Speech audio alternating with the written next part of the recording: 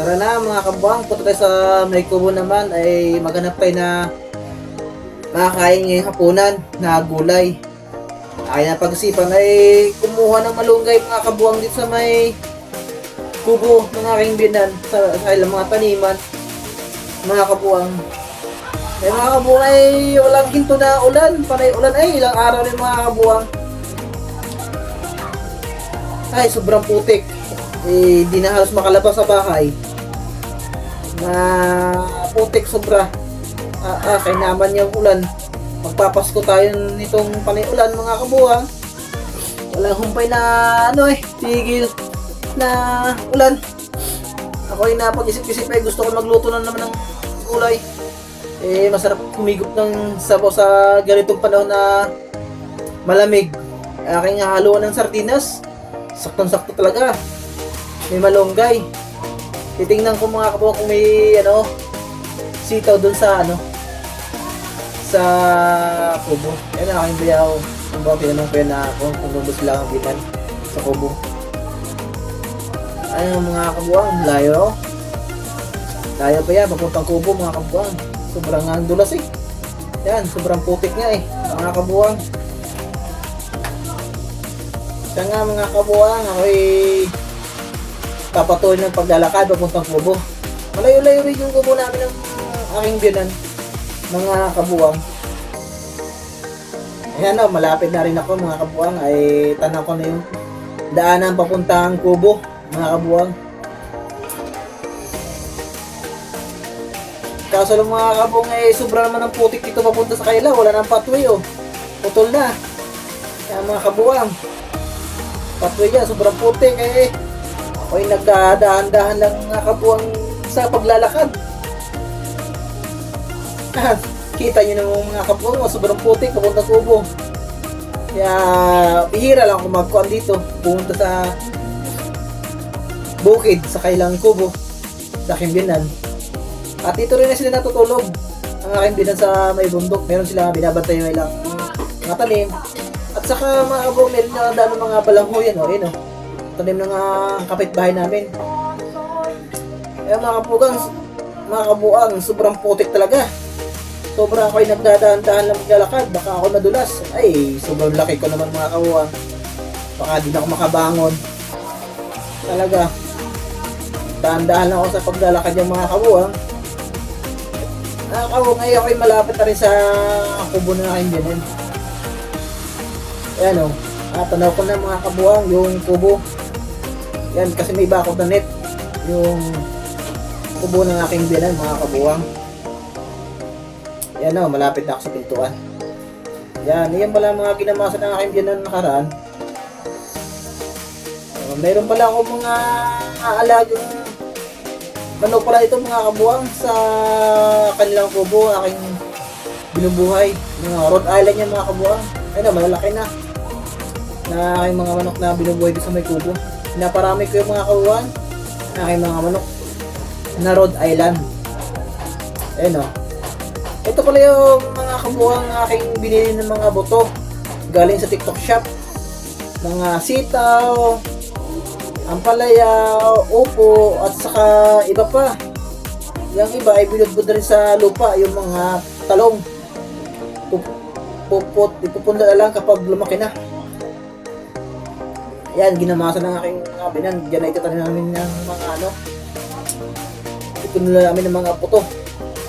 Yan pala aking mga manok, mga kabuang. Maliliit pa yan aking binili sa Lucena. Tapos ay namatay ng isa. Bali, apat na lang naiwan. Ayan puro lalaki na iwan nga tatlo Tapos isang babae. Ang hirap naman isang babae. Tatlong lalaki. Palok ko nga dagdagan niya mga kabuang yung aking Rhode Island. Ako ay naghanap ng isa para may partner namin yung mga lalaki na naiwan. Talaga mga kabuang, sariwang-sariwa talaga ito sa bukid. Ang ganda ng mga tanawin Hindi talaga ako magkasawang tumingin dito sa bundok. Sobrang ganda talaga mga kabuang dito sa may bukid. Sarap ang buhay dito mga kabuang. Kung may budget talaga ako, dito na ako tira. Tutugsan ko yung kubo namin ng bidan ko. Ano, may mga talbos pa ng kamote. Dito, ayan na minsan ay hinahalo natin yung sardinas din.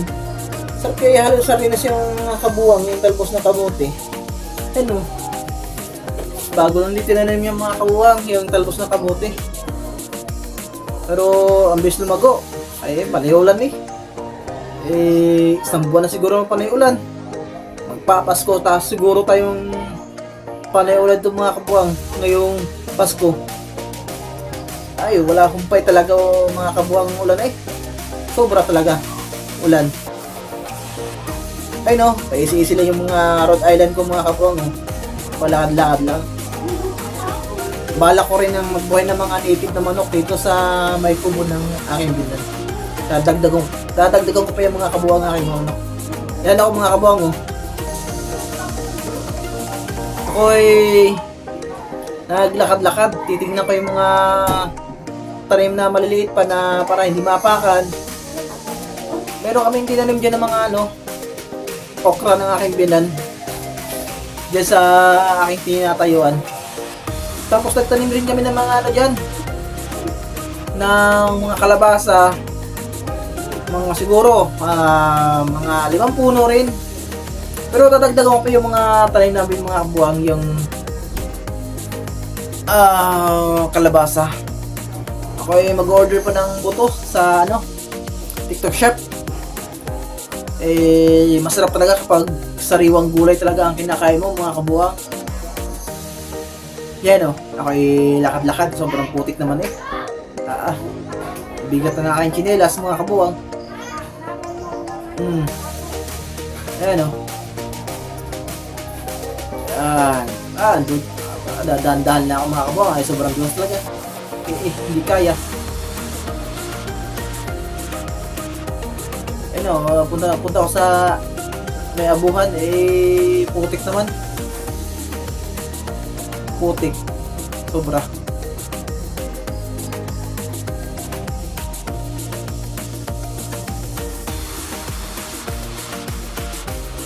Ito pala ang aking biyanan na lalaki mga kabuwang, naghahakot ng buhangin. Nilagyan yung daanan. Sobrang putik naman talaga mga kabuwang ay naman yung putik na panayulan. Sobra talaga. Delikado madulas mga kabuwang. Ako yung umakyat dito sa itaas mga kabuwang. Gusto kong tingnan na yung mga ibang tanim ng aking mga binan mga kabuwang. Meron silang tanim din pala ito ng kamuting kahoy na kulay green ang dahon. Tapos ako rin tumingin sa mga sitaw kung may bunga na baga. Ako ay mamumuti mga kabuwang ng mga bunga na kaya lang tinanim rin mga kabuwang. Sabi nila kung mayroong tinanim, ibang ang ani ng tinanim. Mga kabuwang. May mga sitaw. Yung sitaw lang mga kabuwang, araw-araw yun na namumunga. Yan, patas-tas ko ng kamay. At saka mga kabuwang, ito yung mga shell na ikinuha nila kaninang umaga mga kabuwang. Yung hibas ang dagat, mababaw. Hinihingat niya mga kabuwang nila ay yan ay luto na. Bago nila hingatin yan ay pinakaluan muna yung mga shell mga kabuwang. Ayan yung dukdok lang iba ay hindi pa bumubuka, yung iba ay bumubuka na. Depende sa tagal ng kulo na kailang paglalaga mga kabuwang. At saka ito pa yung mga ibang mga kuwela mga kabuwang, ang dami lang kuha isang balde ang mga kabuwang. Kuwela yan pa ay ilalabon nila yan mga kabuwang. Yan pa ibang mga kabuwang binalot na sa plastic, may mga order yan mga kabuwang sa kapitbahay siguro. Yan ang hanap buhay na aking biyanan na mga shell pag mababaw ang dagat mga kabuwang. At ito yung mga iba pang shell na kanya nilalabon, yung hinihingat nila kanina, yung nakita nyo mga kabuwang na kanilang inudukdok mga kabuwang. Sobrang busy aking biyanan na paghihingat ng mga shell mga kabuwang. Ang tawag nila ay tabahong mga kabuwang. Sobrang ganda ng tanawin mga kabuwang dito sa may bukid talaga mga kabuwang. At saka mga kabuang ako yung makita dun sa may taas. Ako ay kukuha na ng malunggay. Mga kabuang. Sobra talagang ganda talaga na tanawin dito mga kabuang sa itaas. At meron din silang mga tanim na bilanghoy pala dito sa mga kabuang sa taas. Ay by January o pagkalipas ng New Year, amin ang puhukay yung mga tanim na aking bilang na balanghoy. Mga sitaw, din pala mga balanghoy, mga kabuang. Sobrang dami yung mga kabuang. Mag-asawa talaga kami maglalabon tuwing pagtapos ng New Year pala, mga kabuang. Ito mga kabuang, kayo umakyat na dito sa taas talaga mga kabuang. Okay, mamuha ng malunggay. Mga kabuang, sobrang ganda naman ang tanawin Hindi ka talaga magsasawa, sariwang-sariwa talaga. Malapit to para sa dagat mga kabuang kanilang taniman. Kaya nakakuha sila ng mga sariwang shielding. Malapit lang dito sa dagat ang kanilang taniman. Mga kabuang. Tanaw ng mga dagat yung mga kabuang. Tanaw na tanaw. Lapit lang sa dagat to ang ganda, may mga punong mangga. Mga kabuang. Yan, sobra ang ganda talaga. Kaya ang tahimik pa dito sa may bundok. Mga kabuang. Ako'y mangunguha na ng malunggay. Mga kabuang. Mga kabuang ito pala tinabasan lang nakarang araw Sobrang linis na Mayroon mga bagong tanim pala sila na na balanghoy. Ito na mga kabuang yung malunggay na aking kukuhin pahingay po na malunggay. Galing sa kapitbahay. Joke. Yan. Kaya pa nakarang araw mga kabuang ay tumulong sa pagtatabas dyan mga kabuang sa kanilang bukirin. Para naman ay ambag naman ako sa kanilang pagtatanim mga kabuang. Sobrang linis naman Yan, tas saka mga kabuang meron sila mga tanim nito na mga tinatawag na papaya. Panghalo ng manok galing sa kapitbahay mga kabuang. Joke lang, baka maniwala kayo mga kabuang maniwala kayo mga kabuang Yan ang mga kabuang, yung papaya yun sa dulo kitang-kita nyo yung mga kabuang, yung mga papaya ang lalaki, maraming bunga yung mga kabuang. Kulang na lang, manok ng kapitbahay. Sana mayroong magpakita dito mga kabuang. Joke, baka maniwala kayo mga kabuang Di Ayan yung mga tanim nila mga kabuang. May mga saging. Hindi ka talaga magsasawa talaga na magnakaw dito sa bukid. Joke lang. Ito ay tanim na aking biyanan mga kabuang. Kung may tinanim, may anihin. Iba ang puputi. Kapitbahay. Joke. Di Kung may tinanim daw, may anihin talaga mga kabuang. Mga malunggay na sariwa. Papayang sariwa. Mga kabuang. Sarap talaga dito manirahan sa bundok talaga.